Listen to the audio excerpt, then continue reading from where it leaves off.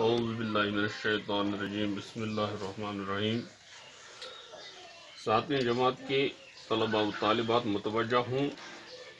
آج ہم اپنی کتاب بحرستان اردو میں سے ایک عظیم شخصیت کے بارے میں چند باتیں سمجھنے کی کوشش کریں گے۔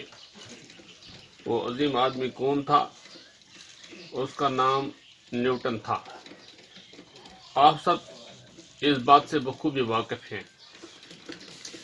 کہ اللہ تعالیٰ نے دنیا میں انسانوں کو پیدا کیا اور انہیں عقل، فہم، شعور عنایت فرمایا۔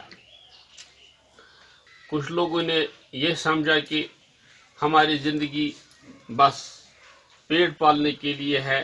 انہوں نے پیٹ پوجا کر کے ہی اپنی زندگی گزاری، اور بہت سارے لوگوں نے عقل و دانش سے کام لے کر اللہ تعالیٰ کی اس نعمت کی قدر کی ہے، اور اپنے آپ کو تکلیف میں ڈال کر، مشکلات میں ڈال کر دوسروں کے لیے کچھ ایسی چیزیں رکھیں، کچھ ایسے ایجادات کیے جو کہ آنے والی نسلوں کے لیے مددگار ثابت ہیں۔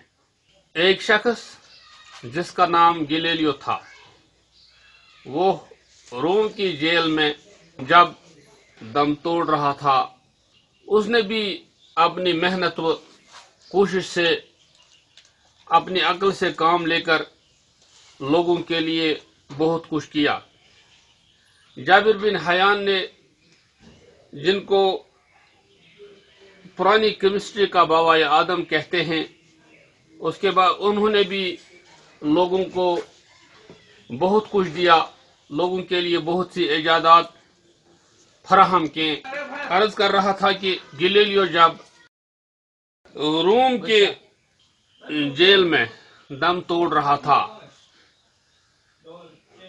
تو انگلینڈ کے ایک شہر میں ایک بچہ پیدا ہوا، جو کہ پیدا ہونے کے وقت بہت کمزور اور لاغر تھا۔ اس کی ماں کے پاس روزمرہ کی زندگی گزارنے کے لیے چیزیں میسر نہیں تھیں، اس لیے وہ دوسری شادی کرنے پر مجبور ہوئی۔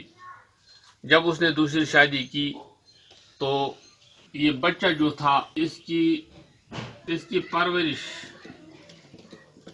اور تربیت اس کی دادی نے کی۔ اس کی دادی نے اپنے سر لے لی۔ اس بچے کی پرورش اور تربیت اس کی دادی نے اپنے سر لے لی، لیکن کچھ وقت کے بعد اس کی ماں، جس نے دوسری شادی کی تھی، اس کا دوسرا خاوند بھی اس دنیا سے چل بسا، تو اس نے اپنے بیٹے کو، تو اس ماں نے اپنے بیٹے کو واپس اپنے پاس بلا لیا۔ اس وقت نیوٹن کی عمر کیا تھی؟ 14 سال تھی۔ 14 سال تھی اس وقت نیوٹن کی عمر 14 سال کی تھی۔